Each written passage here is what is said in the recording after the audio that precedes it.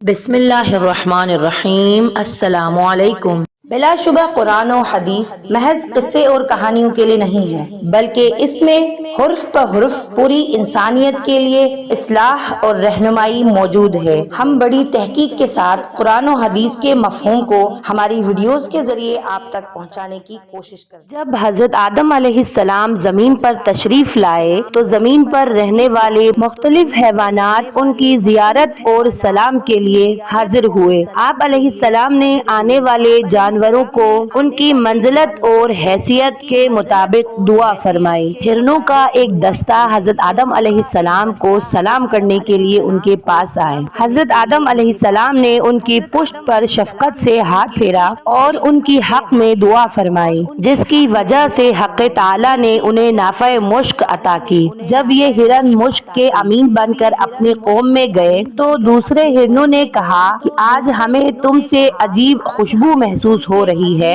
اور آج سے قبل یہ خوشبو تم میں نہیں پائی جاتی تھی، یہ خوشبو کہاں سے لائے ہو؟ ہرنوں نے کہا، ہم خدا کے برگزیدہ نبی حضرت آدم علیہ السلام کی زیارت کے لیے گئے تھے۔ انہوں نے ہماری پشت پر دست شفقت پھیرا اور ہماری حق میں دعا کی۔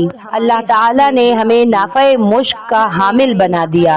جب دوسرے ہرنوں نے یہ سنا تو انہوں نے بھی کہا کہ ہم بھی حضرت آدم علیہ السلام سے نافع مشک حاصل کرنے کے لیے جاتے ہیں۔ یہ کہہ کر دوسرے ہرن بھی حضرت آدم علیہ السلام کے پاس آئے اور انہیں سلام کیا۔ حضرت آدم علیہ السلام نے ان کے پشت پر شفقت کا ہاتھ پھیرا اور ان کے لیے دعا فرمائی، مگر ان میں وہ خوشبو پیدا نہ ہوئی۔ انہوں نے واپس آ کر ہرنوں کی پہلی ٹولی سے کہا، ہم نے بھی حضرت آدم علیہ السلام کی زیارت کی، انہوں نے ہمارے پشت پر دست شفقت پھیرا اور دعا بھی کی، مگر ہمارے اندر وہ خوشبو پیدا نہیں ہوئی جو تمہارے اندر ہے۔ تو دوسرے ہرنوں نے جواب دیا کہ ہماری اور تمہاری نیت میں فرق تھا، تم نے حضرت آدم علیہ السلام کی زیارت کو خلوص دل سے انجام نہیں دیا، بلکہ تمہاری نیت یہ تھی کہ پروردگار تم کو بھی نافع مشک عطا کرے، اس لیے تم محروم رہے، اور ہماری نیت خالص تھی، لہذا حق تعالی نے ہمیں اس خوشبو سے نوازا،